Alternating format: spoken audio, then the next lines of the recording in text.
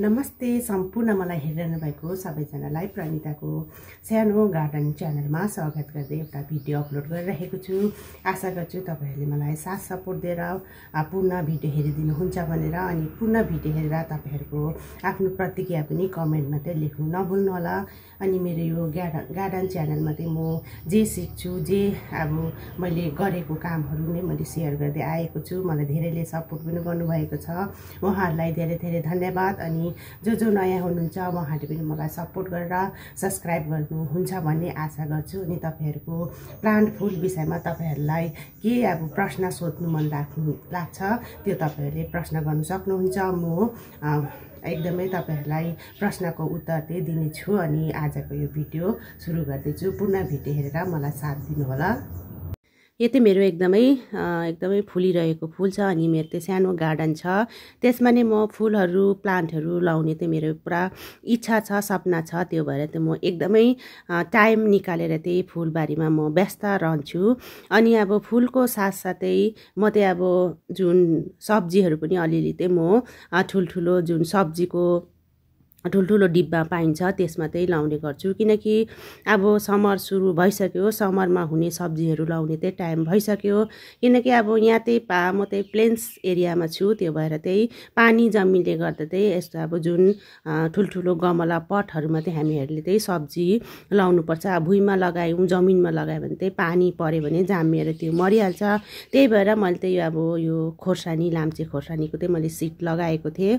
एकदमै सार्ने बेला भइसकेको छ, त्यो नै म आज जुन सार्दैछु त्यो नै तपाईहरुलाई शेयर गरेको छु। अब हामीहरूले चाहिँ जुन अब ज्यादा जमिन छैन, सब्जीहरू लाउने छैन भने चाहिँ यस्तो जुन सब्जीको जुन प्लास्टिकको डिब्बा पाइन्छ यसमा, अनि माछाको डिब्बा पनि पाइन्छ ठुल्ठुलो, त्यसमा पनि हामीहरूले चाहिँ सब्जीहरू लगाएर घरमा अलिअलि खाने चाहिँ हामीले बनाउन सक्छौँ। किनभने अब सालभरि त अलिअलि अब लगाएकोले पुग्दैन, तर आफूले लगाएको जुन सब्जीहरू चाहिँ टिपेर जब बनाउँछौँ तब चाहिँ भित्रबाट अलग्गै मजा आउँछ। त्यही भएर यसरी खोर्सानीहरू चाहिँ म लाउँदैछु। अनि डल्ले खोर्सानीहरू पनि मैले सिड छरिसकेको छु, डल्ले खोर्सानी पनि लाउँछु। अनि यो चाहिँ मैले गरम महिनाको लागि चाहिँ लाम्चे खोर्सानी चाहिँ सार्दैछु। अनि यसमा चाहिँ मैले माटो चाहिँ पहिला लगाएँ, त्यसपछि चाहिँ गाईको गोबर जुन हुन्छ त्यो एकदमै पुरानो गाईको गोबर चाहिँ म ल्याएर राखिरहेको हुन्छु। अनि त्यसमा मैले एकदमै मिक्स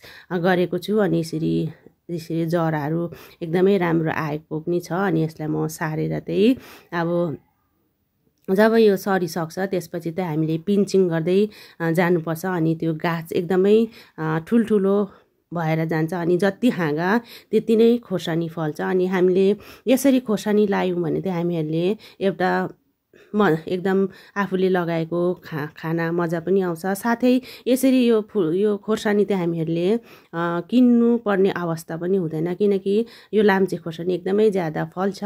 अनि हामीले धेरै मात्रामा यसरी ठुल्ठुलो पटहरूतिर लगायौँ भने चाहिँ हामीहरूलाई खानाको लागि चाहिँ एकदमै पुगिन्छ। अनि डल्ले खोर्सानी अरू पनि लाउँछु, टमाटर त मैले तपाईहरुलाई देखाएकै छु। अब चाहिँ अब ठन्डा खतम भइसक्यो, अब जुन समर सिजनको लागि चाहिँ यो मैले खोर्सानी लगाइरहेको छु। अनि यो लाम्चे खोर्सानी हो, बादमा चाहिँ म डल्ले खोर्सानीको सिड चाहिँ एकदमै सानो छरेको थिएँ, सानै बिरुवा छ, त्यो चाहिँ 10-15 दिनमा सार्ने हुन्छ। अनि यो चाहिँ मेरो एकदमै सार्ने बेला भइसकेको थियो। अनि आज मैले यो गाईको गोबर हालेर चाहिँ मैले यसलाई सारेको। अनि यसरी मैले 4-5 वटा चाहिँ एकपल्ट एउटा यो जुन डिब्बामा लगाएँ। अनि यो 10-15 दिनमा चाहिँ अलिकति ठुलो हुन्छ। अनि हामीले जुन अब टुप्पा पिन्चिङ गर्दै गयो भने हाँगाहरू पुरा फैलिन्छ अनि एकदमै ज्यादा फल्छ। अनि खानाको लागि चाहिँ एकदमै राम्रो हुन्छ। तपाईहरुकोमा जग्गा छैन भने यस्तो पटहरू ल्याएर चाहिँ तपाईहरुले पनि खोर्सानी लाउन सक्नुहुन्छ। आज चाहिँ मैले यही काम गरिरहेको थिएँ, त्यही भएर चाहिँ यो भिडियो शेयर गरेको छु। के कस्तो लाग्यो कमेन्ट अवश्य गरिदिनु होला।